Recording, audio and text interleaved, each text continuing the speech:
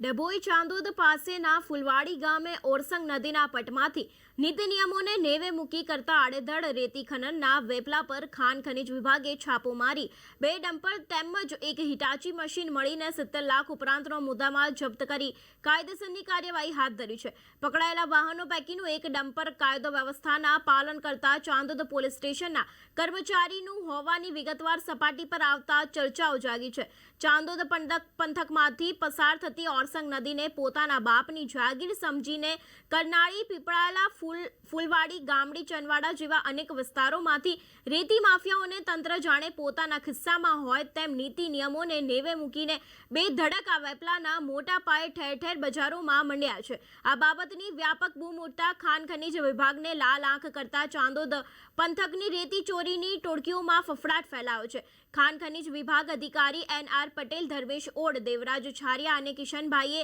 સામૂહિક રીતે ચાંદોદ પાસેના ફુલવાડી ગામે ઓરસંગ નદીના પટમાં રેડ કરતા 2 નંબરિયા રેતી માફિયાના નાસભાગ મચી જવા પામી હતી. છાપા દરમિયાન તંત્રએ તુષારભાઈ શેખ, ઇમરાનભાઈ તેમજ નારણભાઈનું હિટાચી મશીન મળીને કુલ 70 લાખ ઉપરાંતનો મુદ્દામાલ ઝડપી પાડી કાયદેસરની કાર્યવાહી હાથ ધરી છે. ત્યારે આ માફિયાઓને તંત્ર કેટલો દંડ ફટકાર્યો છે તેના પર સૌની મીટ મંડાઈ છે.